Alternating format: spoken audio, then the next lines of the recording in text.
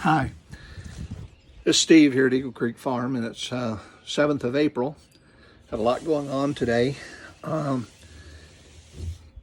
As far as preparedness and getting some food and stuff here on the farm, but something just recently happened, and I wanted to bring it to your attention in video form. Up at the front gate, and I happened to notice a pickup truck come down the gate. We live on a dead end road, off of a paved road, a while to get down to our gate, and not a whole lot of reason for people to be driving down that road, but they do all the time. And before we locked the gate, we know that people come down to see what's going on. Hey, I've drove down roads too that I had no idea where they went, and when they ended up being a dead end road at somebody's farm, maybe I felt a little stupid, a little self-conscious about being in somebody's private space, so to speak. It might not have been illegal for me to be there. It's not illegal for these people to be up here either, because our property line stops, well, I guess at the middle of that road, but basically we have a fence back from that. And you know, I didn't approach those individuals. I just determined at the time that it was probably just better to just observe and watch and see what happens. So they turned around and then backed away from our drive on further down into the weeds and bushes, to where they were just almost not able to see them. But knowing that that's where they were at, kind of observed what was going on there. I don't know whether they were just sitting down there smoking dope or telling jokes or whatever, but there's two people in the pickup truck, and I could see them looking around, and most of the places where they were looking was over towards my farm. And I've made the mistake over the past of feeding my cows out of a pickup truck or out of the back of a wagon or something like that, and so drive off down in the field, maybe even honk the horn, and the cows all see the truck, and here they come running, and they get feed and hay. Bad mistake. I would advise you not to do that. And I haven't done it for a year or two, because I realized that would be very easy for somebody to take a beef, take a cow, take whatever, because all they'd have to do is cut the fence, back in, honk the horn, the cows would all come running right up to the tailgate, and they'd just shoot one, roll it in the back of the truck, and be gone, and there's nothing I could do about it. But anyway, they parked down there in the bushes and the weeds. My cows saw them and walked right over to the fence while they were looking at the cows. And, you know, if I was parked there for some reason, a bunch of cows came up to the fence, I'd look at them too. So I'm not blaming them. I don't know who they are. They may watch this video sometime and realize that they were the ones that did it. But it brought something to my mind again. Not that we're not prepared to protect ourselves. We certainly are.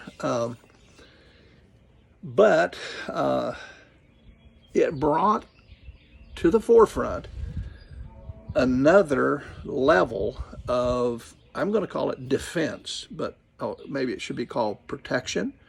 Maybe it should be called preparedness. Maybe it should be called self-sustainability. We could live here on this farm, believe it or not, for a long, long time. And I'm talking about in excess probably of a year. And because we have it, but we won't have it if we can't protect it. Now, when we talk about the corona pandemic that's going on, yes, there's hardship going on. People are losing jobs. And my wife and I were talking just the other day, and I says, look, when everybody starts losing their jobs, they maybe have a little bit of money. The government is putting money in people's pockets anyway. I don't know that I'll get any, but I guess I'll take it if they offer it. Well, I know I'll take it if they offer it. That's not to say that I'm not prepared, and I might not need it as bad as somebody else, but hey, it's a policy that's implemented by my government that I pay taxes to. I don't shirk my taxes. And so now if they turn around and say, well, hey, he may need some, give him some money, and whatever, we'll take it. But some people might not have that money. They may be starting to run low on food, like we're running low on some food, but what if you're running low on meat and potatoes and rice and beans, and and things like that. Staples. What if you're running short on that? Well, okay, you could still go to Walmart, so the supply chains are still open. So this is not a major emergency. Those things are still available, but you got to have money.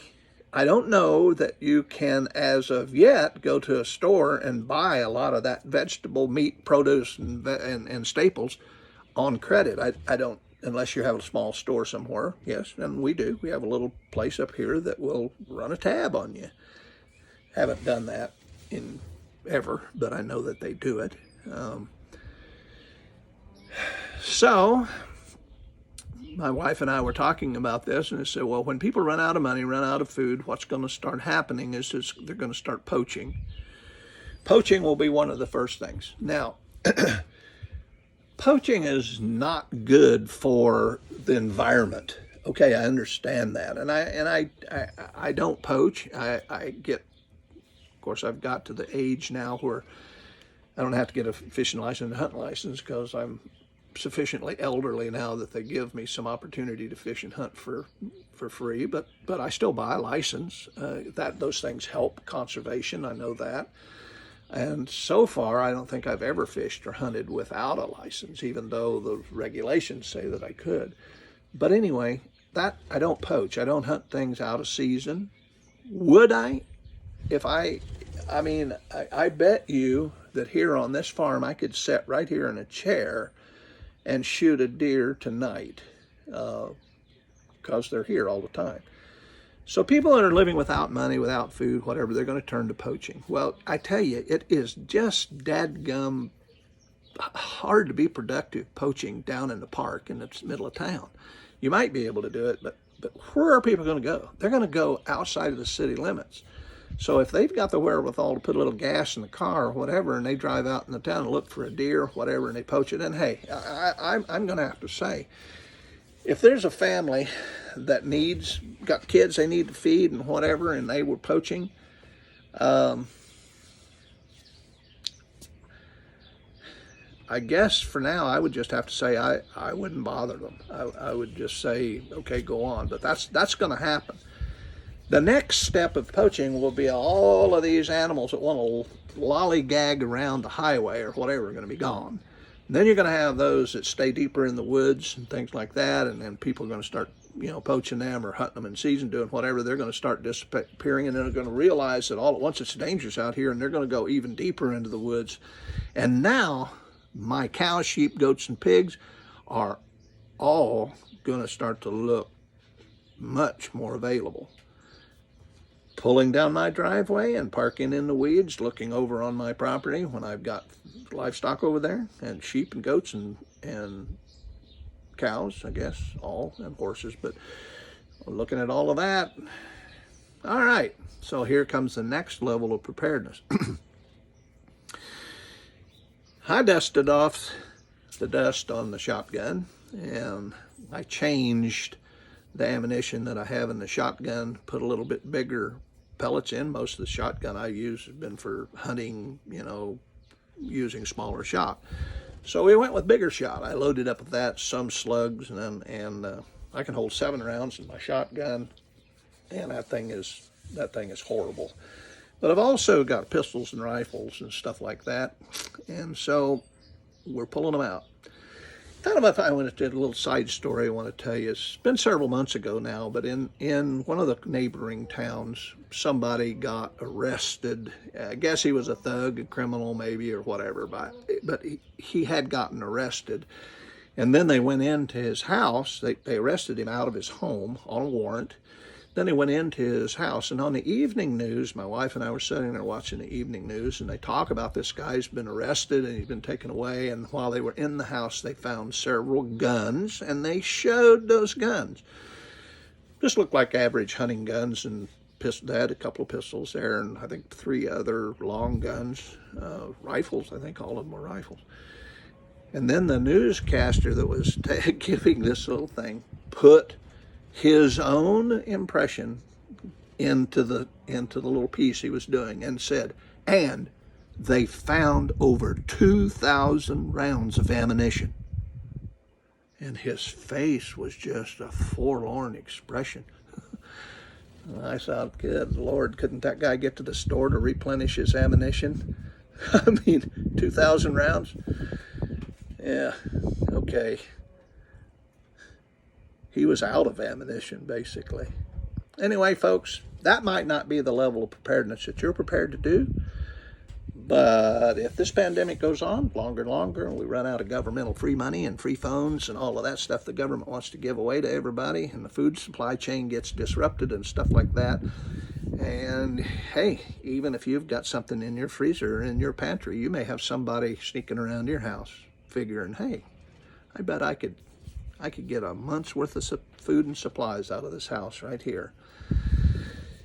Well, they won't get it out of mine, because part of our preparedness is making sure that we can protect ourselves too. Anyway, the coronavirus, it's here. What level of protection are you going to put into place? I don't know. And I really kind of don't care, other than I'm a Christian and I would like for you to be able to take care of yourself. So if you can do that, I would say do it. And I know the local police department will appreciate it too. There's another little side story. We got sideswiped, or got ran into the side of our pickup truck. We were driving down a country road one time, and a four-wheeler ran a stop sign, banged right into the back of the truck. He skidded off, skinned all the hide off of his knees and elbows, and tore his four-wheeler up. It didn't do much to our truck, but the guy, all he wanted to do was just go home, go, go, go. And I said, no. How do we get a call the cops? So we call the police department, and the highway patrol shows up. And I tell him a story. He tells him the story, basically the same thing. He was in the wrong. He ran the stoplight and all of that. So he says, well, what I'm going to do is I'm going to give you a ticket. And I told the police officer, I says, look, we've had a pretty good conversation. Just a young man. I think he's learned his lesson. Is there anything you can do to help him out? He says, well, here's what I'll be willing to do. I'm going to hold this ticket for a number of days, 30 days, I think he said. And if you haven't reported anything on me, then we'll dispose of this ticket. I thanked that police officer. He gave him a warning and sent him on his way. And then he looked over at me and he says, are you carrying? And I kind of double take, and I said, well, yes, I am. And he said, right now? And I said, yes, I am. He says, is your wife carrying? Yes, she is. And he said, well, I see here on your driver's license, when I pull it up, it says you have a concealed carry permit. You see, the concealed carry permit information in Missouri was never supposed to be released. All supposed to be secret. No one would know. And we went through the procedures of making our carrying a weapon known to everybody, and then that information got hacked by somebody and got all turned over to the police department, and it became a indelible mark on your data. At least in the state of Missouri, it did. And then I got a little lecture from the police officer on whenever you are approached by a police officer and you're carrying a weapon, you should let him know that, because if he looks over and that thing pops out from under your shirt, could get a little bit excited. And I apologize for not notifying him that I was carrying, and on we went. Anyway, I say all of this to say that you can be prepared, but when I was talking to that police officer, he says, I personally wished every legal, law-abiding citizen in the state of Missouri carried a firearm, because we don't have the response time to get here to help a lot of those people. So anyway, think about it. God bless you. Have a great day.